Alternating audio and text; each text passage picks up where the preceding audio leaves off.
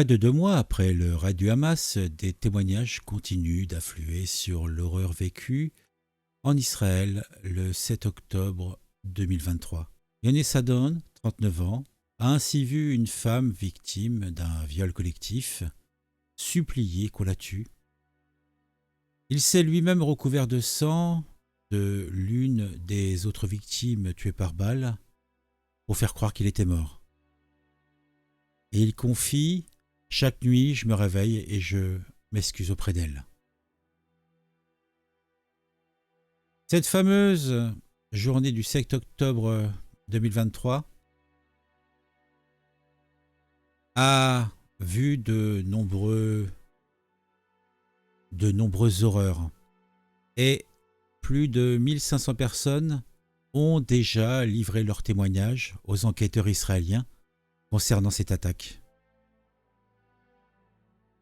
Je vous ai présenté Youni Sadon, qui est le père de 4 enfants et qui s'était rendu au festival de musique Nova, où au moins 364 fêtards ont perdu la vie ce matin-là. 2 mois plus tard, l'homme reste tourmenté par les scènes qui se sont déroulées sous ses yeux. Il raconte: j'ai vu une femme au visage d'ange se faire battre et violer par une dizaine de combattants du Hamas. Il dit: arrêtez, je vais mourir de toute façon, tuez-moi, criait-elle. Lorsqu'ils en ont fini avec elle, ils ont ri et elle a reçu une balle dans la tête. Elle aurait pu être l'une de mes filles ou ma sœur. J'avais d'ailleurs acheté un billet pour elle, mais heureusement, elle n'a pas pu venir à la dernière minute. De son côté, le père de famille se cachait sous le corps d'une autre femme abattue. Je l'avais partiellement ramené sur moi et je m'étais recouvert de son sang pour donner l'impression que j'étais mort moi aussi. Je n'oublierai jamais son visage. Chaque nuit, je me réveille et je m'excuse auprès d'elle.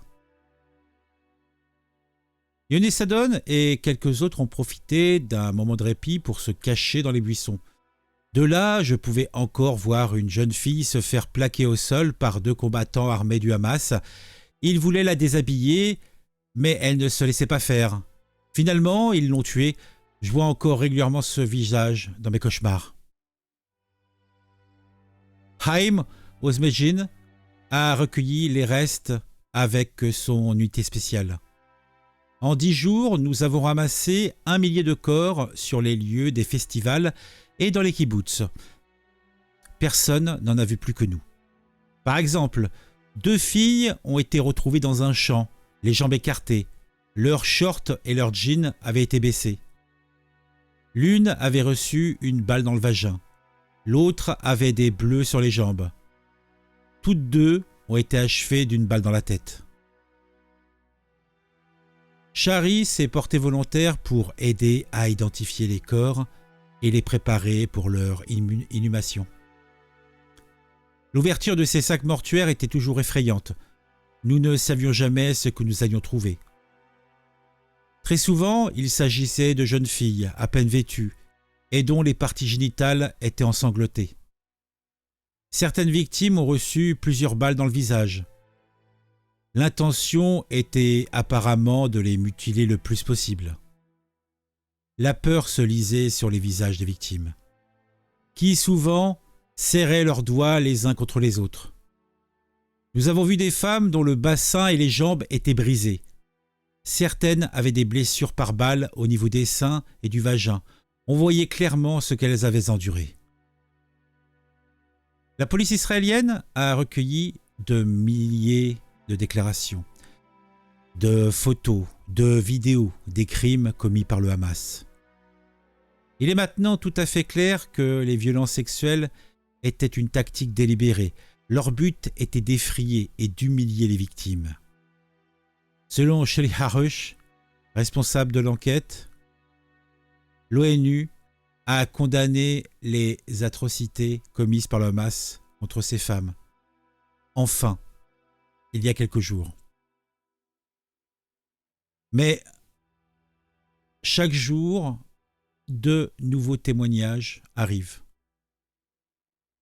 Comme je l'ai dit, ce sont souvent les personnes qui ont participé au ramassage et à l'identification des victimes de l'attaque du Hamas du 7 octobre, qui rapportent de nombreux signes d'agression sexuelle. Il y a aussi parmi les victimes des enfants, des adolescentes ou encore des personnes âgées. À la base, pour ce podcast, j'ai récupéré des sources qui ont été collectées et formatées par les journalistes de la BBC.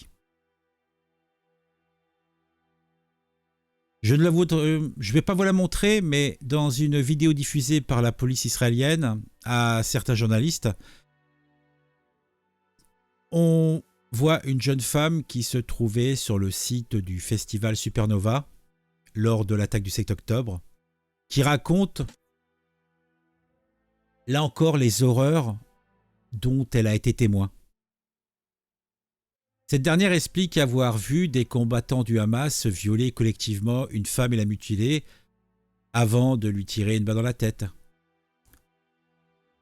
Elle explique ensuite comment ces hommes ont tranché des parties de son corps.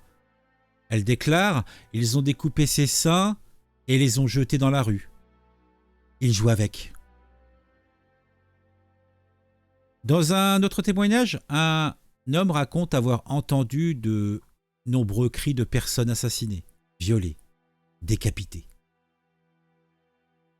Certaines femmes ont été violées avant de mourir, alors qu'elles étaient blessées ou encore lorsqu'elles étaient déjà mortes.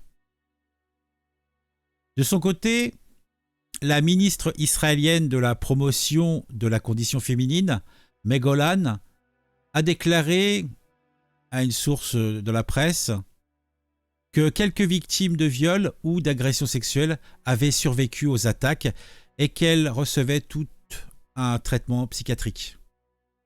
Elles ne sont hélas pas beaucoup. La majorité d'entre elles ont été sauvagement assassinées.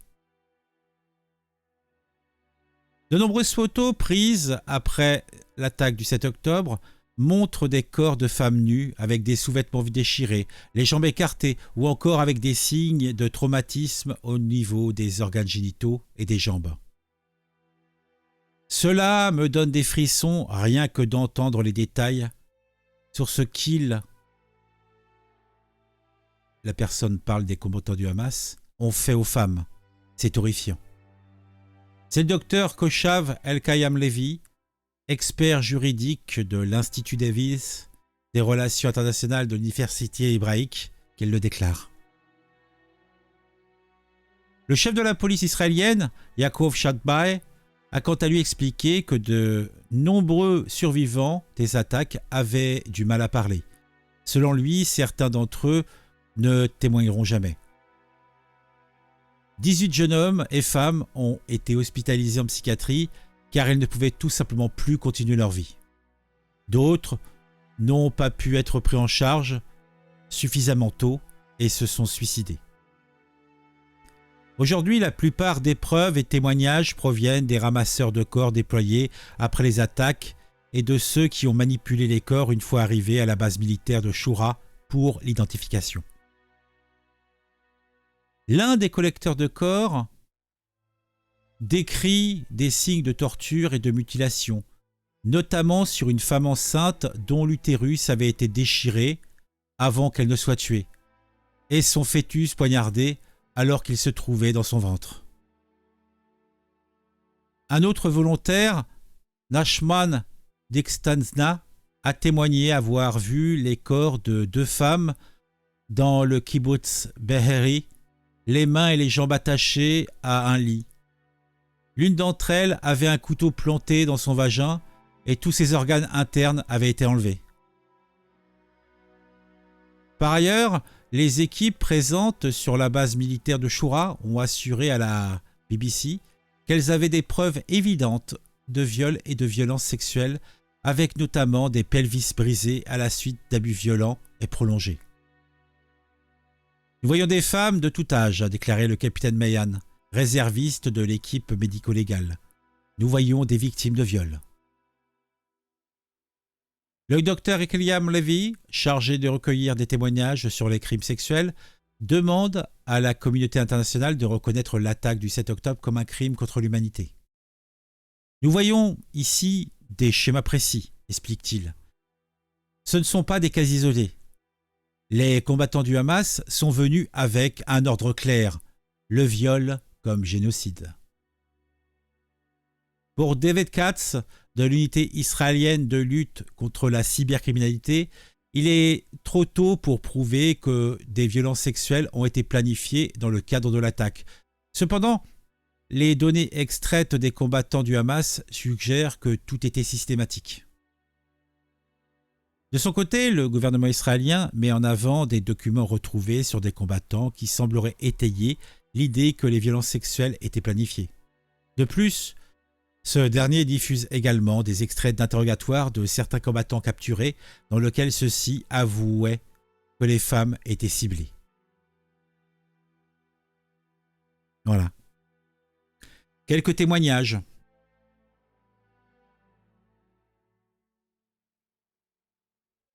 Vous trouverez sans aucun doute encore d'autres informations sur ce sujet. Moi, je vous le dis clairement, j'ai honte quand j'entends des membres de la France Insoumise, quand j'entends des gauchistes bontins qui viennent nous expliquer que dans cette histoire, il y a toujours une raison à ces actes, que tout a commencé en 1947, que les Palestiniens ont été tués, éjectés de chez eux, on a volé leurs terres, on a tué leurs enfants. Cela est peut-être vrai. Qui suis-je pour dire le contraire? Mais en quoi cela est-il pertinent en rapport aux actes innommables qui ont été faits? Après cette attaque, les forces de sécurité israéliennes, constituées de civils, ont commencé la conquête et la destruction systématique de la bande de Gaza. Au moment où je vous parle, 2 bâtiments sur 3 de la bande de Gaza ont été endommagés ou détruits. Et cela n'est pas fini. Des milliers, voire peut-être plus d'une dizaine de milliers de Gazaouis sont morts. Ça ne veut pas dire que ces actes-là ne sont pas intolérables non plus. Mais il n'y a pas ce côté systémique dans l'intention de déshumaniser les individus, de leur voler l'intégralité de leur être. Nous pourrons en parler lors de notre live de vendredi si vous le voulez. C'est à 21h sur la chaîne secondaire. En attendant, je vous invite à mettre un j'aime, à mettre un commentaire sur ce podcast, la formulation, etc. On se retrouve très vite pour une autre vidéo sur un sujet qui m'a intéressé et qui, je l'espère, vous intéressera aussi. On n'oublie pas, le j'aime, le commentaire, c'est intéressant et important pour le référencement. Et si vous le souhaitez, vous pouvez vous abonner à la chaîne. À très vite.